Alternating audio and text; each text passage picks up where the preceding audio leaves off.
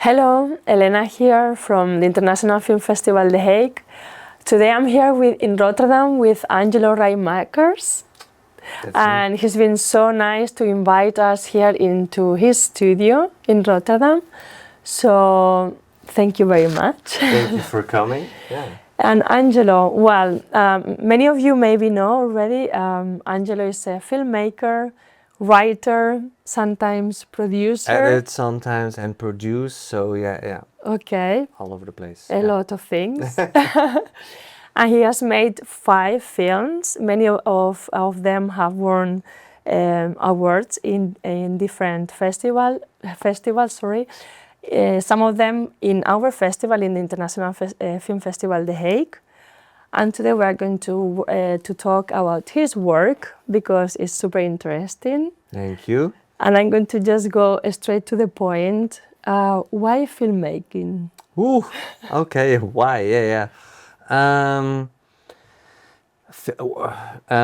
Filmmaking because I started at a very early age with interest in filmmaking. It actually started because I'm a dinosaur nerd. You already knew. Yeah. And I was around like 6 years old when I first saw Jurassic Park. And then in my mind, I just had this idea with film, you can bring dinosaurs back to life. Okay. And so that's when it first clicked. Like, okay, I want to make movies. But of course, you know, later that interest developed more in. I'm very interested in like psychological issues about things that are not physically present in our world, so to speak, but that are very present in our everyday lives. And with film, you can bring those things to life, things that you cannot touch in the real world, but can make physical in the cinematic world. So yeah, that's where it comes from. Okay, yeah, because I wanted to ask you about that. In all of your films, we can see like a constant underlying theme. Like in Sad Coast, we see a boy that wants to know what is happening to his dad because he's having a depression. In I, Adonis, is a guy is totally obsessed by bodybuilding and diet. There is always some kind of theme of how the mind can trick us. Why you are so interested in the dark side of the human mind? Because I'm like in my everyday life, of course I'm a very happy person and I can be very happy, jolly and joking around. Yeah. But I also have a, let's call it a dark side. So I'm pretty I don't know how to say in English, but depression is always around the corner in my life. I've really had some periods in my life with depression.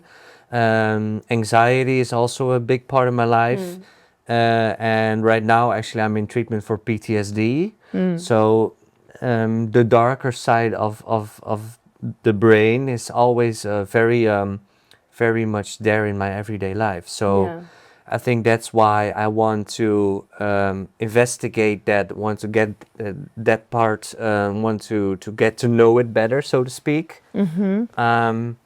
So yeah, I think that's the motivation behind it, and also that these are things that occur in so many lives. Yeah.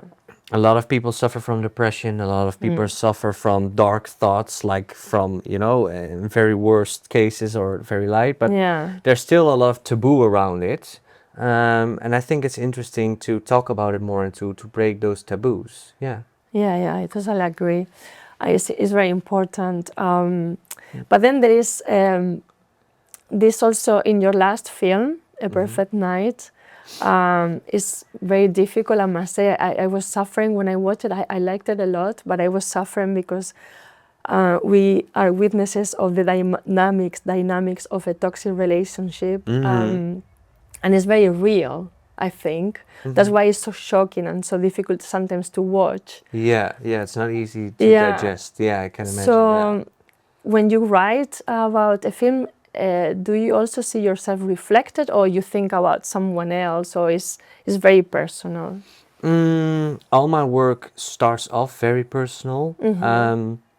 So with a droefgeest, a sad spirit, as you call it. My father had a depression when I was younger. With Iodonis, I went to the gym. I had mild, I think, indications of bigorexia. So that's why I wanted to make a film about it. When I Explode is about, of course, anxiety. Well, that's something I suffer from as well.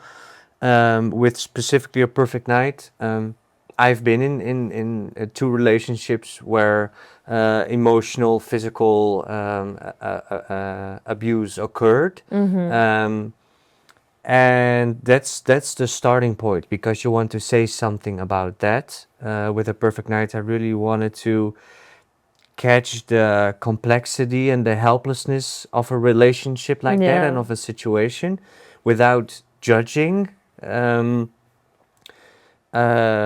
but so, yeah, of course, when I write, I sometimes see myself, sometimes I see an ex, sometimes I see someone else. But during the writing process, of course, you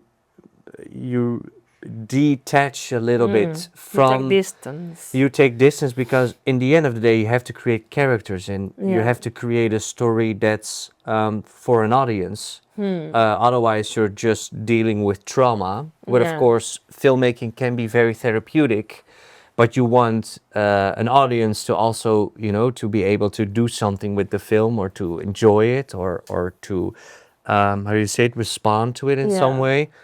um, so that's a very long trajectory of taking something personal, being inspired by the personal thing, and then writing characters and a story, and getting more and more detached from yourself. So in A Perfect Night, the characters of Norden and Luna, there's a bit of me inside both of them, actually, but there's also a lot of added dramatic things to make it a film. Yeah, Yeah, yeah, yeah. yeah. And then I would like to talk to you about something completely different, because it's, I think, the only film that is not part of this kind of underlying constant. That is the film that you did for the VPRO project The about porno. porn. Yeah, yeah, yeah. I knew you wanted Yeah. to talk about the porno. Yeah, yeah, Yeah, yeah. why not? Yeah, But sure. yeah, I wanted to know how, because I think they called you, right? Because they proposed you to participate in this kind of project. And what was your first reaction, and how the process went? Yeah, I got approached by the VPRO, the Dutch broadcaster, because I think it was, I mean, it's a while ago, they already had 3 filmmakers for the project, actually, but 2 of them, back down, that they want to do it anymore. Um, and Vincent Boykars, who made the documentary itself, he was in at St. Joe's with me. We were in the same class. Oh, right. So I don't know why, but he mentioned me as another option to call. So that's why they contacted me, and my first response was yeah, like, what the f, what are you asking? Yeah. But at the same time, pretty quickly, I was very interested to do it. Um, and of course, I went to the VPRO. We had a talk with each other about the ideas of what they really wanted to do, Yeah. because I remember that I didn't want to. I said, if it's not going to be like serious, and if it's just going, we're making this because we want to, high. How do you say it? Make it like politically correct, or No, no, no? but no. If we were just going to do it for the hype, and just because sex sells, and just because we All want to have right. high Yeah. ratings, I'm not going to join. Yeah. Um, but we had a really good talk, and he really wanted to investigate the influence of pornography on how we look at sex and intimacy and Yeah. everything in between. And that really interested me, because I was also very much investigating those themes myself as a person. So I was very quickly very enthusiastic. My parents weren't. I called my mom. And I said, "Hey, mom, they asked me to do a porno for Dutch television," and she said, like, "Oh, no, no, no, no, No no, don't, way. no, because like after graduating, your first film after graduating should not be a porno," and that made me think a little, but after a while, I was like, no, I really want to do it. Yeah. And then I called her again and I said, Mom, I'm gonna do this one. And then she hung up because she was so shocked. Yeah, yeah. Of course, later we talked it through, and now they're very proud of what I did. But yeah, it was exciting, but in a good way. Yeah, yeah, I liked it. And for you, it was difficult when you were filming, because I can imagine there has to be, if you are not used and it's not your niche, it has to be difficult to be there and telling these actors what to do in that kind of situation. Will you do something like that again, or it was Like just... direct a porno again? Sure. Yeah, I mean, if it's if it has the same kind of conditions as this, I mean, I still see this as a short film, an explicit short film. Yeah. Of course, you know, when it's something a porno, that we can debate about that for a long time. But I actually got asked after finishing Corn by a porn production studio if I wanted to come down to explore, to see if I wanted to do more. But that one I didn't want to do back then, because it still needs to have an attachment to like really a cinematic kind of exploration.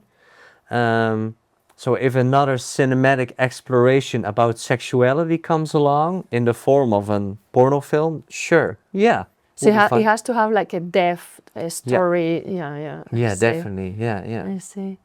And you also make commercials. And how do you explain how different it is to make this kind of commercials, because they are so developed and so well done that they are almost like, for me, they are almost like films, like real films. So, but how different is the process of a fiction and a commercial? Would you say that is? That's a good. There's not really like it's the same that you first you have an idea and then you develop that idea into a script and then you produce it and then like the process is kind of the same, but of course with the commercial you have to sell a product, so that has to be in there, and the client usually really has a big say, and of course the time it's a huge difference. But I would say the storytelling tool is the same, using the power of cinema to create a story, and that can be for your own artistic project or for a commercial. But I think the biggest difference in the end is the goal of the product or the film itself. Yeah, I see. Yeah, I see. yeah. But the approach is kind of I kind of approach it the same. Yeah. And well, I don't know, this is maybe a difficult question, but do you do commercials because you also enjoy it, or because it's something that is bringing you money? Okay, yeah. No, of course you do commercial work because you need to make money. I mean, in the ideal world, I would be writing and making feature films all day for a large audience, and I make money with that. That's just not reality. But I really do like making commercials as well, because it really, like if you make your own film, also the short films that I've made, those are projects that take years. Like, it's 4 years before you make another film. And with commercials, it's way quicker. So you also learn a lot about directing, about making choices. You'll be on set way more than on your own films. So that's a huge advantage. So of course I also do them to make money, but I also see them as very interesting learning experiences. Yeah, So yeah, sure. yeah, best of both worlds. So for you, what you will say, it will be your ideal, I don't know, like situation, like if you had all the money in the world. Oh, that would be nice. Yeah. That you could do anything you wanted in film, what you will do. And don't tell me, I mean, I don't want to know the story, but I don't know, you will use a lot of effects, or what kind of film will be? Oh, that's tough. I mean, the kid in me says make a dinosaur movie, just make a new Jurassic Park kind of film. That would be, I mean, but No, I think like if I would have a lot of money, there are a lot of ideas in my head, also for features now, that I really want to make. And if I would have all that money, then I would make them. Yeah. That would be, I think, the honest answer. Yeah. Still, I would want to go through the whole trajectory of working with a producer and writing the screenplay with other talented people, and because that makes it better and keeps you sharp. Yeah. But if you don't have to worry about getting the funding, it would be nice. Yeah, and also, of course, gives you more freedom to try stuff out. Yeah. So, yeah, I would make movies that are already in my head. And a dinosaur movie. Yeah. Good choice. Yes, thanks.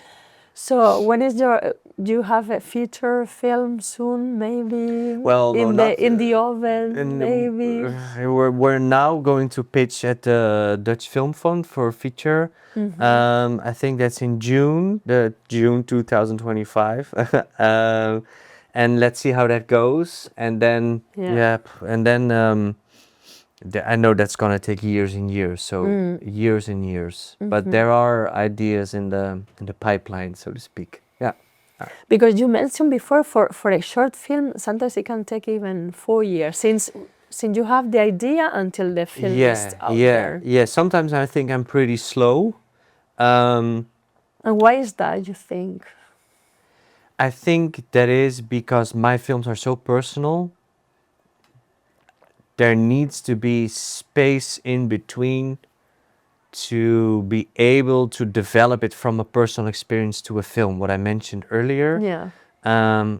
For instance, with A Perfect Night, when you come out of a relationship, for instance, or a situation, and then you start to write stuff down because you think, oh, this is going to be a movie or whatever. Yeah. But then you need like at least a year to lay it down a little and to look at it again more objectively, and then to rewrite it. And that takes a lot of time. Yeah. But I also take a lot of time in preparation. So like 6 months before we shoot, I'm already preparing with the DOP or with actors and stuff. So I really like to prepare myself the best way I can. And that takes a lot of time. Yeah, because you want things properly done. You're a perfectionist? I'm a perfectionist. I'm also anxious. So that sometimes maybe can get it away, that I think it's not perfect enough. That comes from my anxiety. And then I don't postpone things, but I want to take extra time to develop. And it also has to do with, if you make films, especially in the beginning when you're making short films and stuff, there's not a lot of money. And not a lot of money means there's not a lot of time. When you're shooting, you have 3, 4, with A Perfect Night, we were lucky to have 5 shooting days, but you don't have a lot of time. The only time you have is before you shoot, the time that I can put in myself. So I like to put in that extra time before we shoot, so that in that limited space in time that we have to shoot it, in which I also, of course, you have to pay people, I'm as prepared as I can be. And that takes time. Yeah. I understand, but the result is good. Thank you. Yeah, thank you. Thank you, Angelo. I know that A Perfect Night is competing in the festival this year. Hopefully, it's going to be selected. Fingers and crossed. Hopefully, you will win an award again with us. Thank and you. you're It'll be always fun. welcome to come to the festival as well. Thank you. So thank you for your time. Thank you for the nice interview. Thanks.